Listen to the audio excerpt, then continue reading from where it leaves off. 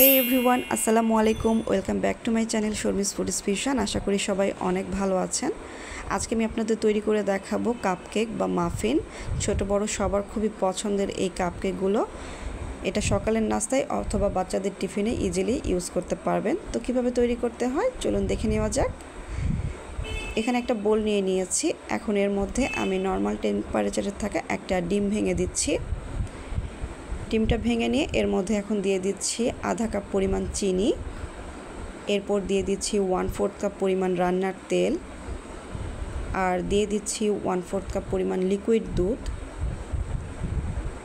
এরপর দিয়ে দিচ্ছি 1 টিস্পুন পরিমাণ ভ্যানিলা এসেন্স।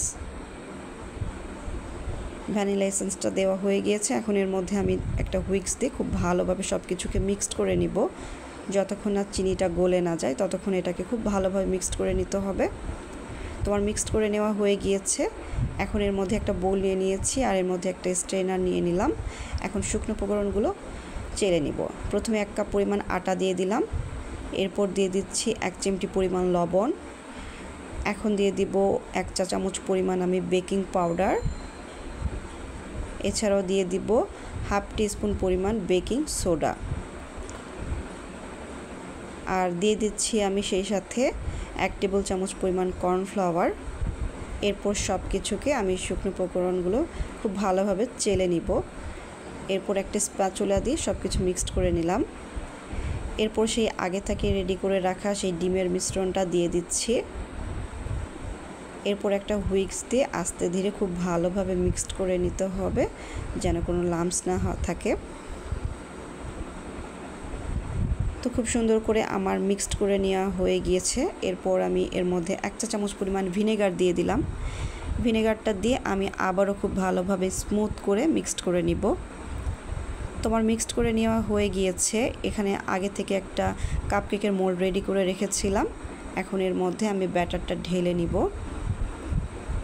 তো অবশ্যই আগে থেকে রেডি করে রাখলে খুব ভালো হয়, আপনারাও রেডি করে রাখবেন।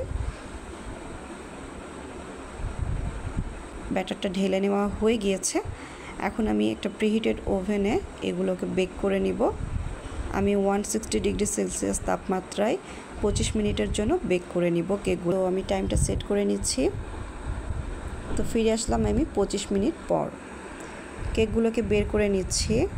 দেখুন মাশাআল্লাহ কেকটা খুবই সুন্দর হয়েছে দেখতে। এখন একটা কাপড় দিয়ে আমি 10 মিনিটের জন্য এটাকে ঢেকে রাখবো যেন কেকটা অনেক সফট হয়। 10 মিনিট পর আমি কাপড়টা সরিয়ে নিলাম। এখন কাপকেকগুলোকে আমি উঠিয়ে নিচ্ছি। কাপকেকগুলো উঠিয়ে নেওয়া হয়ে গেলে আমি এগুলোকে আপনাদেরকে একটু কেটেও শেয়ার করে দেখাবো এটা দেখতে কেমন হয়েছে। তো আমি একটি কেটে দেখাচ্ছি। দেখুন এটা দেখতে কতটা সফট এবং স্পঞ্জি হয়েছে, আর খেতেও এটা কিন্তু বেশ মজা হয়েছিল। আশা করি আপনাদের কাছে রেসিপিটা ভালো লেগেছে। ভালো লেগে থাকলে অবশ্যই চ্যানেলটি সাবস্ক্রাইব করে পাশে থাকবেন।